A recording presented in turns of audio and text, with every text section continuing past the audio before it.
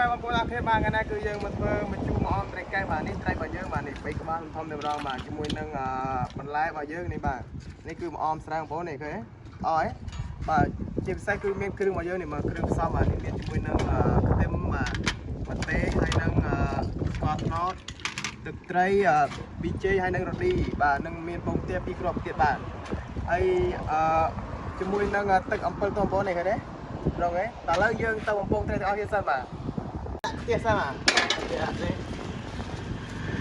បាទទៅមកទឹកខ្លាំងនេះ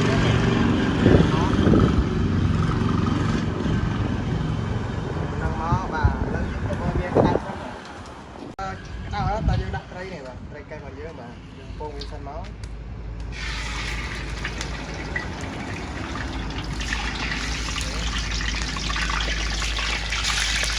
ទឹកឲ្យវាមិនធំសិនឲ្យវាឆ្អិនទៅ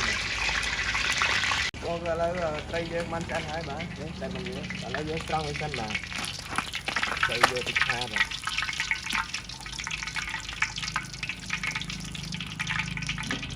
បងប្អូនឥឡូវយើងមកឆាត្រីកែបងប្អូនគ្នាបាទឥឡូវយើងដាក់គ្រឿងវាសិនមកនេះ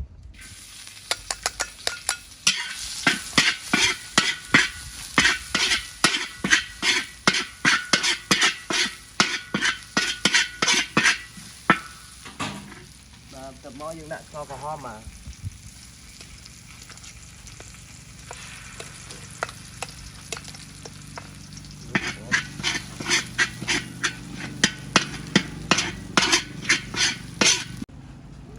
បងចាក់ទឹកត្រីចូលមកនេះបាទហើយនឹងទឹកស៊ុប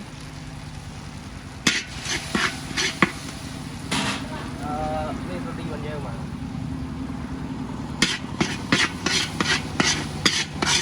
ចូលបាទនេះ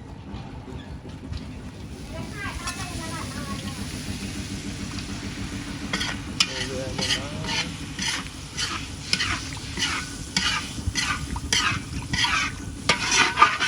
ាមក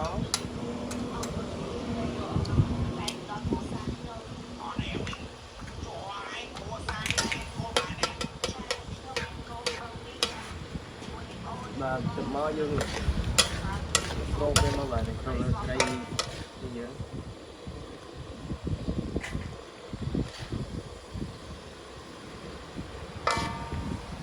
បងប្អូនឥឡូវមកហូបយើងបានឆ្អិនហើយបងប្អូននេះឃើញទេ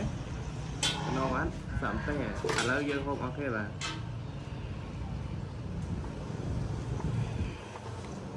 អូយស្វិតមែនទេយល់ហ្មង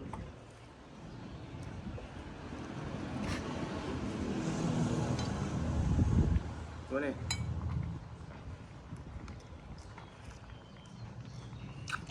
ឆ្ងាញ់